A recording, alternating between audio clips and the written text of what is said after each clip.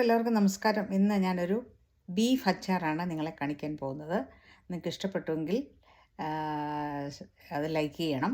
ഇല്ലെങ്കിൽ നിങ്ങളെങ്ങനെയാണ് അച്ചാറുണ്ടാക്കുന്നതെന്ന് പറഞ്ഞു തരണം. ഞാൻ എൻ്റേതായ രീതിയിലാണ് സാധാരണ കുക്ക് ചെയ്യാറുള്ളത്. കഴിച്ചിട്ട് എല്ലാവരും നല്ല അഭിപ്രായം പറഞ്ഞു. അതുകൊണ്ട് ഞാൻ നിങ്ങളെ ഒന്ന് കാണിക്കുകയാണ്. വരൂ, നമുക്ക് കാണാം. 1 കിലോ ബീഫ് ചെറുതായിട്ട് നമ്മൾ കറി വെക്കുന്ന പോലെ നുറുക്കി അതിനകത്ത് മഞ്ഞളും കുരുമുളകും ഉപ്പും തിരുമ്മി കുറച്ച് നേരം വെച്ച ശേഷം നന്നായിട്ട് വേവിക്കുക. വേവിച്ച ശേഷം നമ്മൾ കുറച്ച് നല്ലെണ്ണ എടുത്ത്, അല്ലെങ്കിൽ സാധാരണ ഓയിൽ എടുത്താലും മതി, എടുത്ത് നന്നായിട്ട് ഇത് ഒരു വളരെ കട്ടിയായിട്ടല്ല, ഒരുവിധം നന്നായിട്ട് വറുത്തെടുത്ത് മാറ്റി വയ്ക്കുക. മറ്റേ എണ്ണ ഒന്ന് അരിച്ചെടുത്ത് വേറെയും വയ്ക്കുക.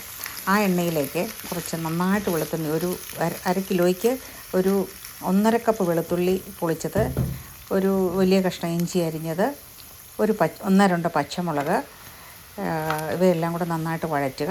അതിന് ശേഷം അതിനകത്തേക്ക് കുറച്ച് നല്ല മുളക് പൊടി, കശ്മീരി മിർച്ചിയോ അല്ലെങ്കിൽ മറ്റേ മുളകോ നിങ്ങൾക്ക് ഇഷ്ടമുള്ള പോലെ ചേർത്ത് നന്നായിട്ട് വഴറ്റുക. കറിവേപ്പില ഇടുക. ഒരു ചെറിയ കായത്തിൻ്റെ കഷ്ണം പൊടിച്ചിടുക.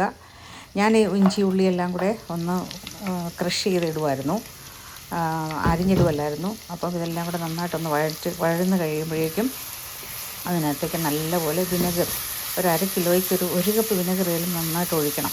എന്നാൽ മാത്രമേ അത് നന്നായിട്ട് സോഫ്റ്റായിട്ടിരിക്കുകയുള്ളൂ. അപ്പം നമ്മളിത് ഒഴിച്ച് കഴിയുമ്പം വളരെ വെള്ളം പോലെ തോന്നും. പക്ഷെ കുറച്ച് നേരം ഇരുന്ന് കഴിയുമ്പം അത് നല്ല ആവശ്യത്തിന് കറക്റ്റ് പാകത്തിലിരിക്കും.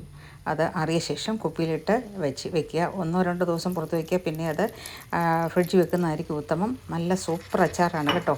ആവശ്യത്തിന് ഉപ്പ് ചേർക്കുന്ന കാര്യം മറക്കരുത്. മറിനേറ്റ് ചെയ്യുമ്പം തന്നെ ഉപ്പ് ചേർക്കണം. അടിപൊളി അച്ചാറാണ്. കഴിച്ചവരെല്ലാം നല്ല അഭിപ്രായം പറഞ്ഞു. ഒന്ന് പരീക്ഷിച്ച് നോക്കൂ. Have A nice day. Thank you very much.